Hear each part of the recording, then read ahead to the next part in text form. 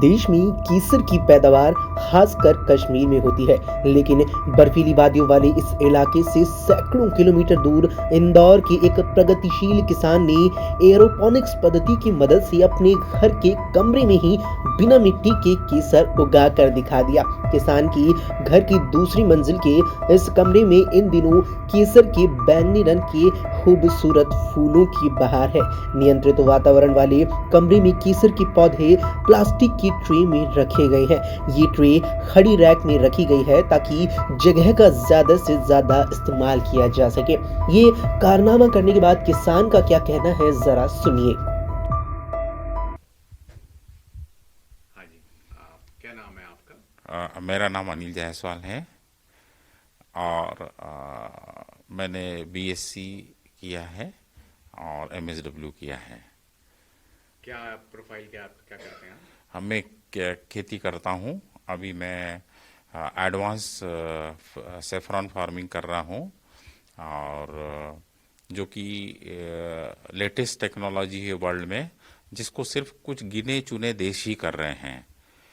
तो इसको हम वर्टिकल वे में करते हैं और वर्टिकल फार्मिंग में जैसे ये 320 स्क्वायर फीट का रूम है, तो इसको अगर हम मल्टीप्लाई बाय 7 करेंगे तो इस रूम में हम 7 टाइम्स इस रूम की कैपेसिटी बढ़ा रहे हैं।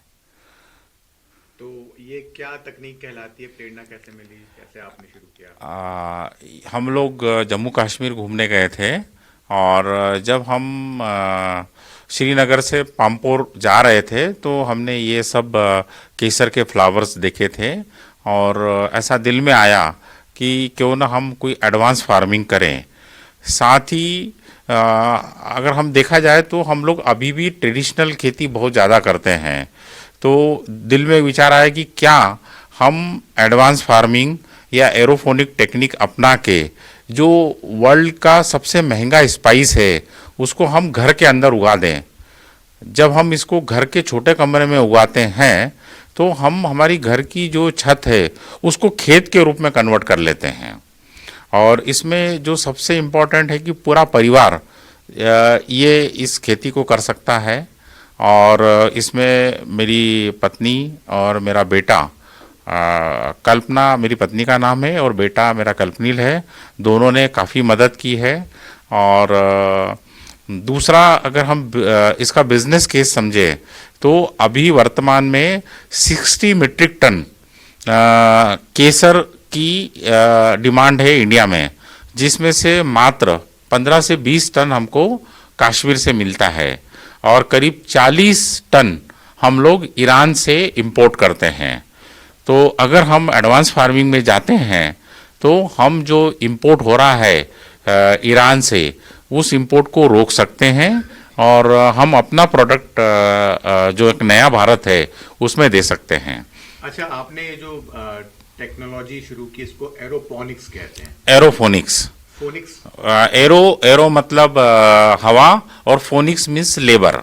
सो इसमें ये जो टेक्नोलॉजी है इसमें सॉइल का इस्तेमाल नहीं किया हमने, सिर्फ एयर मीन्स हमने जो ह्यूमिडिफायर है उससे हम इसको ह्यूमिडिटी देते हैं और ये इसी से ये पौधा डेवलप होता है।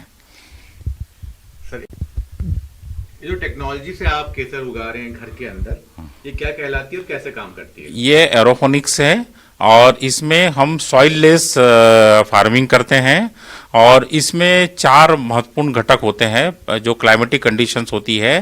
पहला होता है टेम्परेचर, दूसरा होता है ह्यूमिडिटी, थर्ड होता है CO2 और फोर्थ होता है लक्स मतलब लाइट की इंटेंसिटी।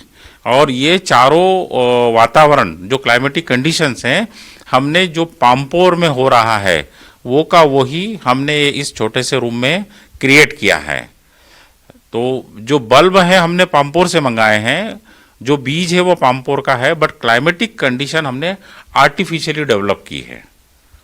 इसमें कितना खर्चा आता है और क्या मूल्य इसका मिलता है बाजार में? ये जो हमने जो ग्रीन लैब का सेटअप किया है तो ये 320 स्क्वायर फीट में हमें करीब 6 लाख रुपए का खर्चा आया है, 6 से 6.5 लाख का, जिसमें हमने पॉप पैनल लगाया है, 2 चिलर्स लगाए हैं, 2 ह्यूमिडिफायर हैं और जो लाइट के लिए हमने कुछ ट्यूबलाइट्स लगाई है।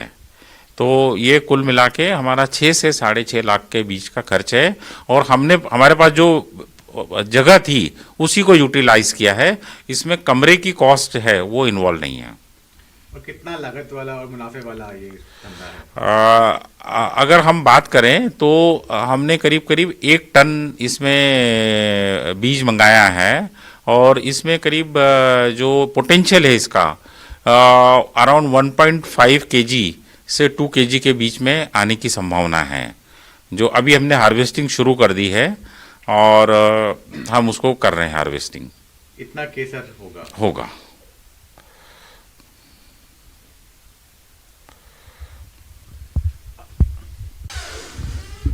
हाँ जी, क्या नाम है आपका? मेरा नाम कल्पना है। मैंने देखा कि यहाँ संगीत सुनाया जा रहा है केसर के पौधों को, क्या लॉजिक है?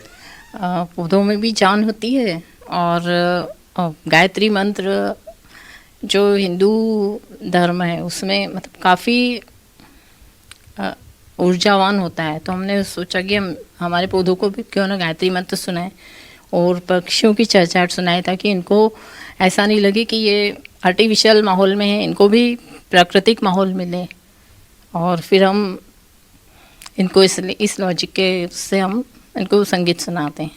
गायत्री मंत्र विशेष रूप से पक्षियों की चहचहाट और भौरे की आवाज़।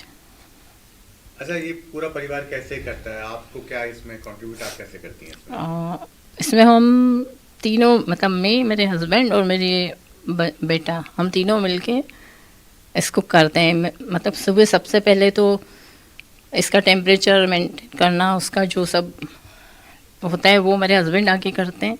उसके बाद यहाँ पे जो सब होता है पानी वानी का सब वो देखना, वो मेरा बेटा आगे करता है। फिर वो हार्वेस्टिंग करते हैं, और फिर हम सब इकट्ठा करके फ्लावर, उनको फिर उसमें से केसर के धागे निकालते हैं, और फिर उसको हमने एक छोटा सा अपना वो बना के रखा है। तो उसमें हम हीटर से उसको 50 से 60 डिग्री का टेम्परेचर 3 घंटे दे के उस केसर के धागों को सुखाते हैं। और उसके बाद जब वो सूख जाते हैं तो उनको जो केसर रहती है उसको अलग करते हैं, और फिर उसको एक एयर टाइट डब्बी में पैक करते हैं। अच्छा, आप गृहिणी हैं, आपने कई बार अपने खाने में केसर का इस्तेमाल किया होगा। कभी लगा था कि आप खुद केसर उगाएंगी केसर से? नहीं, कभी लगा तो नहीं था, पर जब हम घूम के आए, देखा केसर के बारे में, तो हमने लगा कि क्यों ना हम भी इसको अपने घर में उगाने की कोशिश करें। और हमने उसको एरोपोनिक पद्धति से उगाया, और हम उसमें सक्सेस भी हुए हैं। अगर आप ये वीडियो YouTube पर देख रहे हैं तो हमारे चैनल को सब्सक्राइब करें और बेल आइकन को दबाना ना भूलें। अगर आप Facebook पर ये वीडियो देख रहे हैं तो हमारे पेज को लाइक करें।